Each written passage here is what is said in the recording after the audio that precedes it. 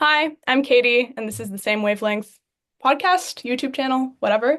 We have our first guest here. If you would like to introduce yourself. Sure. Hello. My name is Brayden. I guess Brayden Hesford.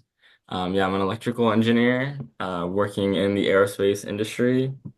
Yeah, huge space fan, and I guess now I've been at multiple, space agencies doing different stuff. So, yeah, here to talk about it. Future astronaut, space colonizer. I wish you have to have a master's degree, unfortunate. So I got to get that first. Maybe one day. Um, Yeah. can you talk a little bit about how you got into space stuff in the first place? Sure. Yeah, I think it was. Sorry, one second. It was through UCLA, actually had a CubeSat program. So it's like, yeah, little, bread box CubeSats, they let college students build. So I think I just saw them at a job fair, literally in my freshman year. It was like my first like couple weeks on campus. And I saw that they were building, like they were looking for someone to solder, components. And I kind of saw that as like a good way to get a paid gig that was also like, doing something cool. So I think so I had applied for that and I remember I made like all these little like didn't barely even knew how to solder at the time, but I made all these little like I think I made like a binary clock and like a little LED screen and I brought it into like my interview and then they were like, "Okay, yeah, we could use someone."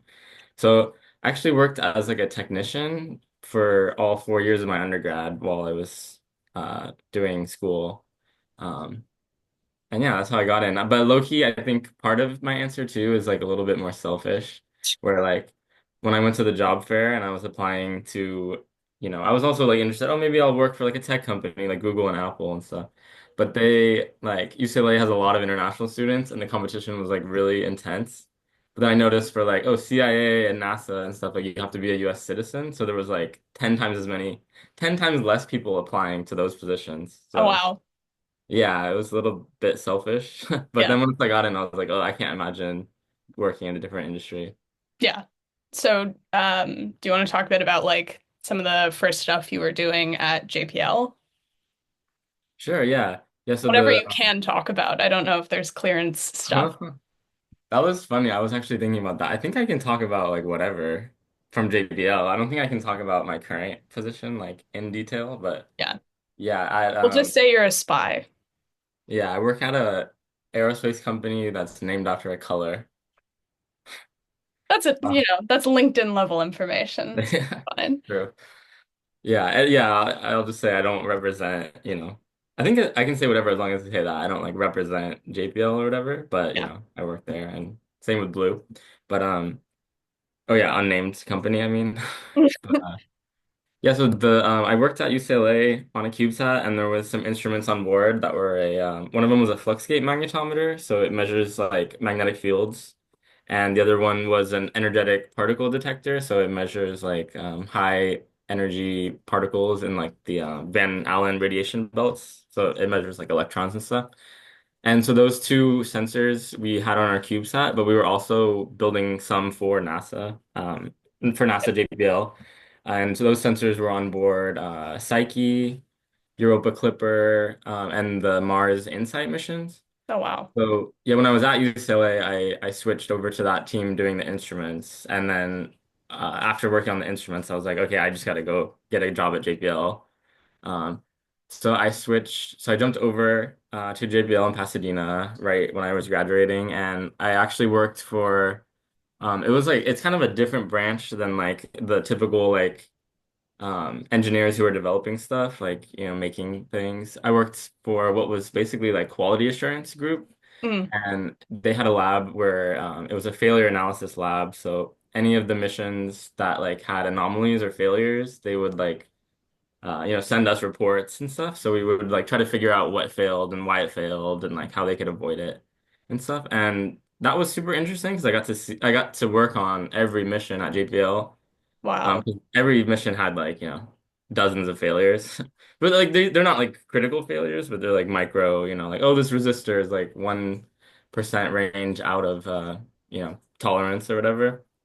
Um so it was cool that I got to say I worked on all the different missions, even though I like, uh a failure could be resolved in like a matter of days or like months. So it was a pretty chaotic work environment where like every day you're working on like different, a different mission, and there wasn't much continuity. So I was sick of it after a while. Like you come in and your customer is kind of the NASA missions.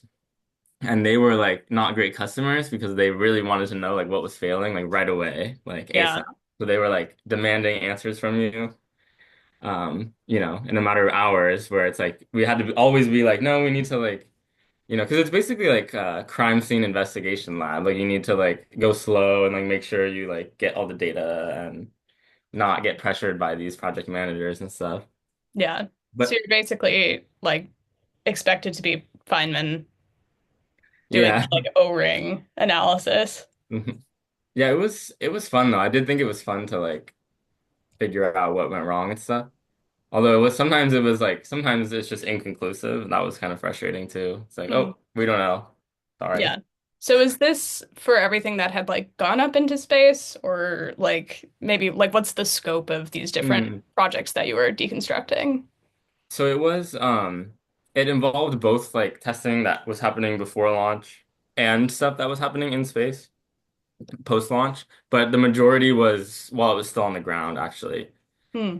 The ones that we did get when they were in space, those became like big, they call them like Tiger Team meetings. I don't know if that was a JPL thing or if that's used elsewhere, but it was all these Tiger teams where like they really need to know what's going wrong when it was in space. Um, and those would be things like, oh, there's like a bit that flipped on like the memory chip for one of the Mars rovers. And they knew like, oh, if this happens again, like we could, lose contact with it. Oh So they wow. needed like an answer for like, why is this happening?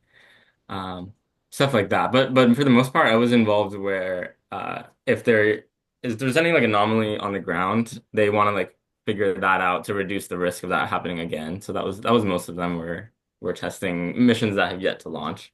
Got it. That makes sense. And I imagine it's like a ridiculous amount of upfront testing before something gets into the sky. Yes. Oh my God. I think that's part of like JPL's, it's part of what makes them so great is like everything is thoroughly tested, it's thoroughly designed. Like there's not any other analyses you can possibly do. Which is great because things are going to work, but it's also like why they're being kind of like under attack right now Yeah, from this totally. other version of like, oh, just send it up there and like blow shit up and like we'll see what happens and we'll learn in this like feedback loop. And both are valid, but JPL is definitely in the like we'll do it right and we'll do it one time camp. Yeah, I guess that's maybe we shouldn't discuss this, but I guess that's a kind of interesting distinction between privatized space things and public space things, like the different approaches that don't come from just the science, they come from so many external factors. Hmm. Um, I wanted to ask, um, sort of the stuff you're talking about is interesting because for me, I don't have like a ton of knowledge about electrical engineering versus like mechanical engineering. And when I think about sort of like reverse engineering, why certain things are going wrong, like Hmm. why would that take an electrical engineer instead of like a mechanical engineer or someone else? Hmm. Yeah, so um that's actually a good question. I think the part of the reason I left that lab too is because it almost borders on like, so essentially it goes down to like part component level. So, if the project, they usually could deduce if it was like, if it was something like they designed improperly or whatever, they would deal with it on their own team. But very often the case is like something went wrong and they were able to determine it was like a blown transistor or like a resistor that fried.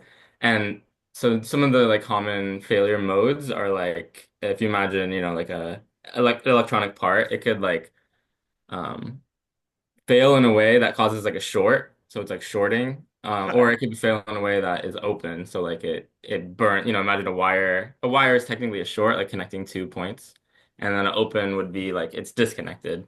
Mhm. So the spacecraft, on the in space has like sensors that could detect if it's shorted or open. So um, this failure analysis lab was essentially like looking at things at the part level. So like, oh, this transistor shorted. So like, why is that? What happened? So we would literally like, so it takes an electrical engineer to know like how the transistor works, but it really was a mixture of basically chemical engineering.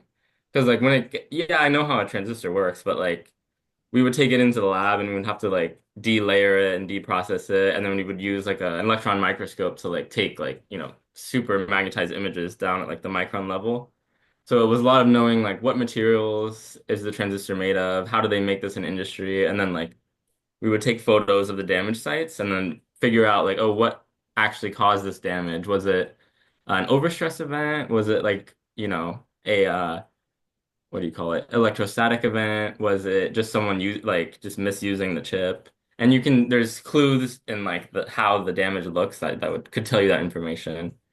And there's like really high tech, like crazy technologies and machines that they use to like image and get different data. That was pretty interesting, but I was also, electrical engineer, and I'm like, this is not really that much electrical engineering. There's Yeah. a lot of chemical engineering and a lot of like more like material science. So yeah, eventually I was like, I gotta get out of this lab. Did you end up learning a lot on the job, or you were just like, this is not my wheelhouse. I want to do more of what I was trained to do? Hmm. I did learn a lot, but I was like, when am I ever going to use this? Because failure analysis labs, they're used like, for example, Apple has them in Mm, their, in their chips, and like if iPhones fail, they want to know why, and that's like $1 billion question if things start to fail or blow up. But outside of that, there's not many other company like Nvidia would have it. got it. And it was interesting work, but I was like, oh, this is not really like spacecraft like the work I was doing could be done in, like yeah, in any other industry. You were like a mechanic or a plumber, but on like Yeah, very yeah. specified level. The machines were fun to operate. I will say, like you got to use there's like grinding tools, like so I learned how to like polish and so now we actually have like a polishing lab too, but it's mainly used for like geology or like rock people, geologists, forget Yeah, what they're called. But, um but yeah, it was cool. I did like using the machines and like doing the investigation yeah. part. I thought was really interesting. Aside from what you currently do at your job, which we're not going to talk about, what would be sort of your ideal space related like career if you could like Hmm. make one up, whether it exists or not?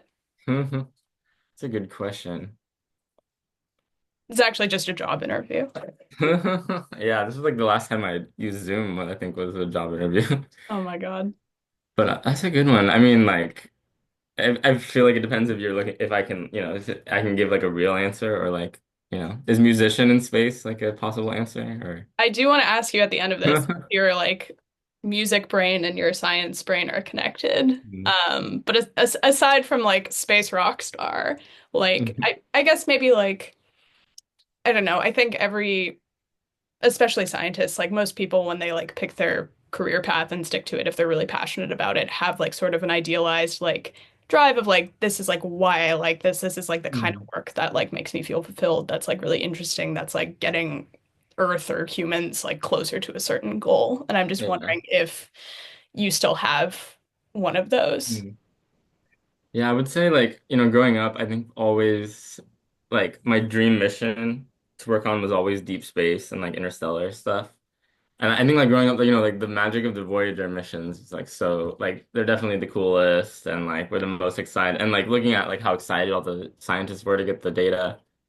Like that was the stuff I wanted to work on. Like that's why I went to JPL and I was excited to hear that there was some deep stuff space stuff coming down the pipeline where they're sending like a mission out to Neptune. I think it was called Triton, of Yeah, course, of and some course. other interstellar. Obviously, I would love like to work on. I think dream job would be like an exoplanet probe, but like unfortunately, I don't think we're there yet. Yeah.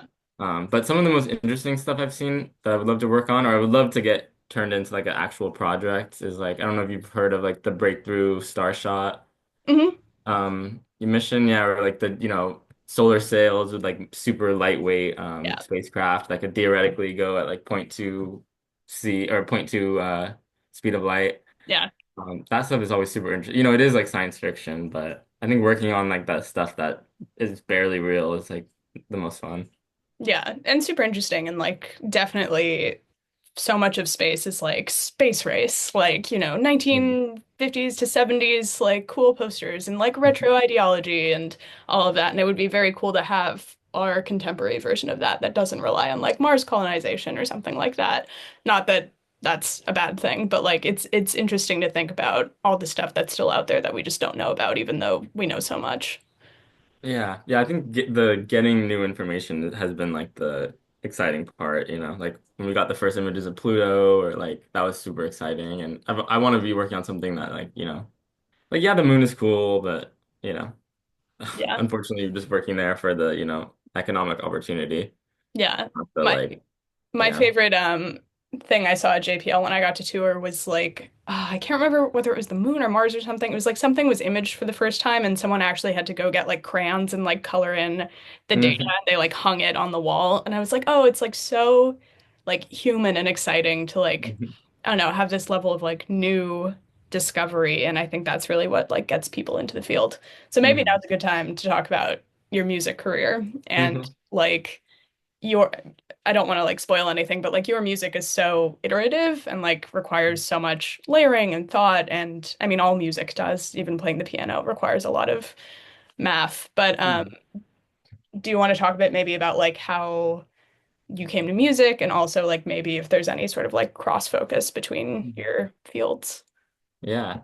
I really do think they're like so overlapped. I was almost mad when I like found out how like closely related they are.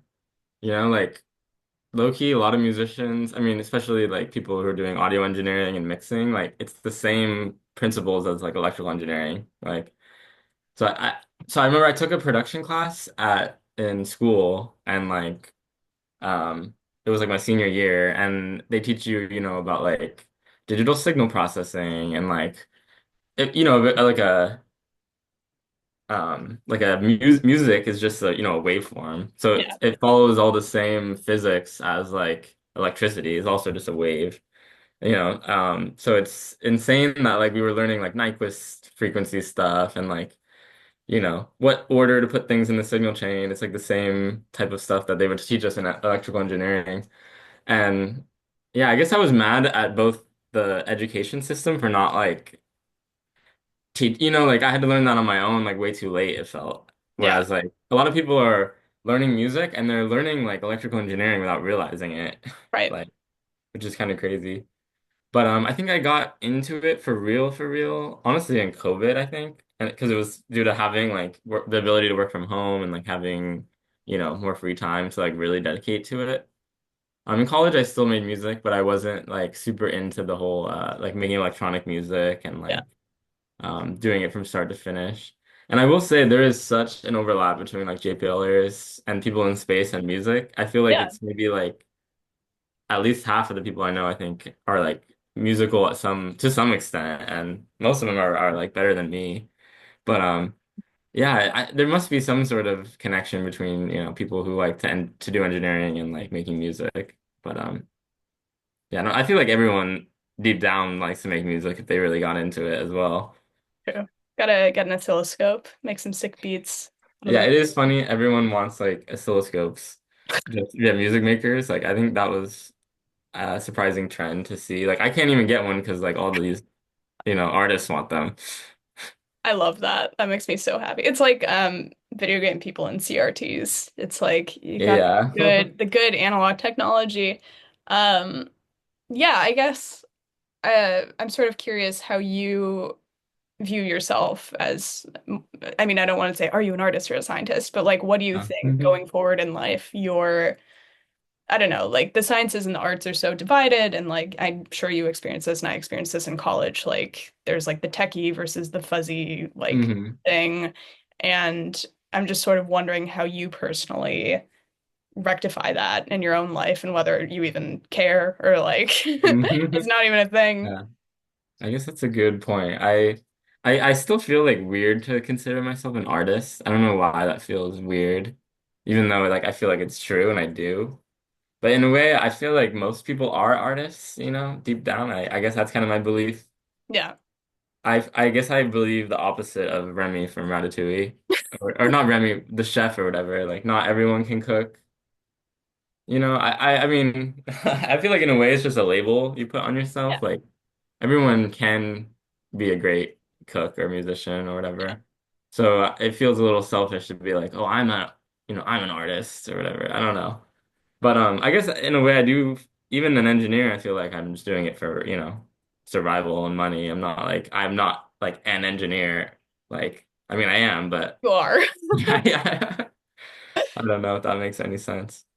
I But think you'd do it without the money. I still think you have like a fair bit of passion for space and knowledge that you that would is true. Like when pursue. before I did college, I was into electrical engineering just like as a hobby. And I think once you do it for work, like I just stopped doing like side projects. Yeah. Which I feel like would be the same if I did try to pursue music as a career. Like eventually you would just like not really do it outside of the paycheck. Yeah. As a full-time designer, I feel that. Yeah. Um, okay. What do you think, like, I don't know, if you had a sort of big, I don't want to get like political, but like if you, what are your sort of hopes and dreams for science and technology going forward as it Mm. applies to space? Mm. Yeah. It's impossible not to get political about that. I don't know if today is such a bad day to ask that question too. I I don't know if you heard the know. I news know, of I what heard the happened. news. We're not going to talk about it. But I guess I just mean like more fundamentally like if if you were in charge of the world and like you Mm. were focusing on like a plan of like I don't know, like maybe what's your message as someone who's like worked at JPL, who's worked at these different companies, who's like Mm. seeing the nitty-gritty behind the scenes, like what sort of hope do you have? Like what point do you want to get towards as a Mm. scientist for society? Yeah, I mean, it makes me hopeful, like when I worked at JPL and like meeting people, like the fact that people were so excited about, JPL and the mission, like I really do think that's the core of like, I'm hopeful that like that spirit will return and Yeah. like and push us to like make advances. Because it was kind of disheartening to like experience the opposite of that, where people are like, we don't need to go to space, it's a waste of resources, like all this crazy stuff. And that felt like a very new phenomenon. I Yeah. mean, people are still hopeful for the future, but like, I don't know. I think working in the nitty-gritty and stuff, like, you don't realize how beneficial it is, like, to all of mankind. I know it sounds like, a little self-centered, but like, you No. know, I mean, it's like, the big questions in life are like consciousness in the universe, not just to be like a hippie, but like those are two really open-ended, unsolved fields. Um, but do you think like getting to other planets is the key to that, or do you think just like knowing more about the universe is more important, or mm, both? I think I just have a personal, I think exoplanets are the most exciting like field right now. Yeah. And like I want my hope is that we see an image of an exoplanet like in our lifetime. That's like clear. I know that's probably not gonna happen, but like, Maybe. We could live a long time. We're still true, fairly yeah. young. But that would just be insane because I feel like before, even in our lifetimes, it was like unimaginable that you would see outside the solar system or even like get to go there. Yeah. And now the fact that we can, image things outside the solar system and resolve and know, we could possibly know if there is, life outside of Yeah. our, Yeah, we didn't solar even talk about system. aliens. I know. Yeah, I mean, it's crazy to think about. Like when I was in college, we had like a little observatory that we had our like space, like astronomy classes in at night. And I was like leafing through the books that were there, and some of them were still about like imaging on film. And I was like, it's Mhm. crazy to think that like in people who are a generation or two older than we are, like how far everything has come from like Yeah. merely taking photos on film to just like the crazy processing power of computers now. Yeah. So, I don't know. That could be pretty interesting. Do you think there's aliens? Oh yeah, for sure. 1,000%. I mean, I definitely do think there's aliens. I think like even yeah, there's the question of like if they're out there, which we may never prove, but like I feel like the interesting question is like even if they're out there, like are we related? Did we come from the same source? Did we develop separately? Like those are even more exciting. Like, Yeah, but 1,000%. Like if you, what's the famous equation, the Drake equation or whatever? Like yeah, just all the numbers make sense. Like for there to be life, except for the one where it's like the average time of the civilization. Like that is probably the one that's like fucking us over. Like Yeah. if we existed for millions of years, then we'd likely see it. But unfortunately, it's more of a timing thing. I don't think we'll get the timing lucky enough to ever experience another one. Yeah. But I Time do think problem. finding evidence is possible within our lifetime of a past civilization or yeah. Yeah. There's no way they're all empty, right? Like I don't know. Maybe they're all hiding from us. Maybe they're afraid. that Like, is possible. Oh my God. I'm so excited for Three Body Problem season 2. I think it's coming out soon. is it based on the second book or is it different? I don't know. I think so. I think they might be deviating a little bit, but yeah, the Dark Forest thing is kind of sad if that really is true. Do you think, I think people always talk about how like science influences science fiction. Do you think, especially in the space industry, there's any element of the reverse happening? Oh yeah, for sure. All of our rooms are named after Star Trek, and our CEO came and gave a speech, and was talking about Star Wars, and like even though Star Wars I think is the worst comparison, it's like barely even a sci-fi movie. I mean it Yeah, is, but it's a war um movie in space. yeah, I think like even Three Body Problem, I did not. That one to me, I think affected me the most because before I think I was like this proponent of like, I don't know if you've heard of METI and SETI, like the search Yeah, for extraterrestrial intelligence, and then METI was very brief, the messaging of extraterrestrial yeah, intelligence, where we only did it twice, I think. And actually had done some research at SETI, and it was super cool. But I was like, why are we not doing METI anymore? And I think Three Body Problem kind of explains that because it's like, we only got one chance, and if that is the case, it's like why risk it? yeah. But that is kind of depressing to me. Um, Well, I feel like, oh my God, there's like an ice cream truck. I do feel like we give off enough signals of life on Earth yeah, that that is like a good doesn't point. even matter. I mean, it does not to like I'm not a policy person or a space Yeah. person, but like I do think that if some other species is intelligent enough, they'll be able to pick up on us anyway. Because like we're not looking for messages out there. We're looking for light and different, hmm different signals and different chemical signatures and things. So like, I mean, I'm sure we're looking for both, but I don't know. It seems to me that like if someone wants to find us, they'll be able to find us. Yeah, I agree too. Although it's like we might as well. Part of me is like, oh, we're sending signals anyway. We might as well put some out there that are like, good. Like we might as well like put out a good image instead of like Nixon radio broadcasts and like Trump news, Yeah, like because they're that's gonna be true. getting everything. So might as Yeah, well but put then they'll get all our TikToks. There's so much stuff that we put out. out that, it'll all sort of blend together. You can put more music out. Maybe that'll be your golden record is you can actually just like send your records into space. I know. I've thought that would be so cool if someone like laser beamed music into space because you could see it too, like just Yeah. optical laser. Like I think there was actually a group in Spain that did it, but it was not live, and I thought you got to do it that live. That would be so cool. Yeah. There's probably stuff with like airplanes where that's an issue because you'd like them to Yes, I pilot. Although I imagine. thought there was some project about laser beams going to the moon, I thought. Oh, I could be wrong about that. I thought I read about something like Mm. that. But I don't know. I'm really out of date on my science stuff. I'm like 6 years out of practice reading this stuff. So, Yeah. Yeah, the laser beams are actually like I know at least for SETI, optical wavelengths are being studied more, and also they're now used for communication. They're like just now becoming quicker and better than the traditional low what is it or like radio waves, oh, which is I thought was exciting, and the data rates are much quicker, and also lasers are cool. yeah, that makes sense. Okay, we only have a few minutes.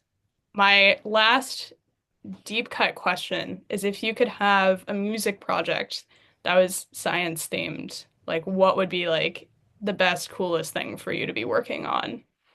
Ooh, a music project that was science themed, Or the reverse. or the reverse. Oh shoot, that's hard. Yeah, I mean, obviously, I mean, making music in space would be fun. That would just be a gimmick. But I guess I do think like when I was taking those classes, I feel like a lot of the electrical engineering principles like could be taught through music. Mm, So like a project that could teach that, I think would be pretty interesting. yeah. Um, Yeah. for example, in our classes, we had like we had some audio processing work, but it was like not musical. Like for Right. example, they like gave us men and women's voices and we had to write a program that would like determine which is which. So we were just like Whoa. making sexist software instead of Oh like, my God. you know, we could have written a program that like removes the bass or something from a yeah, so I guess education, that's a boring answer. But I mean, that's the whole point of this channel is to be educational. So that's the kind of answer I like. Yeah, I guess the sorry, my real answer is yeah, I would love the one I said before, messaging extraterrestrials. I think it would be so fun to like get a bunch of artists together and do the same thing they did with Mehdi, where like let's make some signals that like would represent humanity in music, you know, because Mm, music is the same as any signal we can send out there. It's like yeah, they might not have sound but they'll be able to like read these waves in a certain way. And I think it would be interesting what artists would come up with for like you know, what type of sounds represent us. Like it's just bongo drums. It's bongos. just Feynman bongo drums. That's it. That's my contribution if you hired me. Um, well, that's cool. I think that gives me a lot to think about too. And I think like the whole point of this project is education in an era where education and science are kind of fraught and also sort of blending the sciences and the arts. So it's nice to talk to someone who so successfully does both of those things and integrates them together. And I really appreciate you coming to talk and being the guinea pig. Um, so yeah, if you have any other words of wisdom, hope, or anything, to sign us out. Hope. Yeah. Today's not a super hopeful day, but I am hopeful that science and art I think are getting closer as time goes on. And I'm happy to see that. Like they kind of to me they're the same or like very close to the same thing. They're not this like it's not like you need to pick one when you grow up, you know. Yeah. But yeah, thanks for having me. It was fun. It's Yeah. a good message. All right. Thanks so much.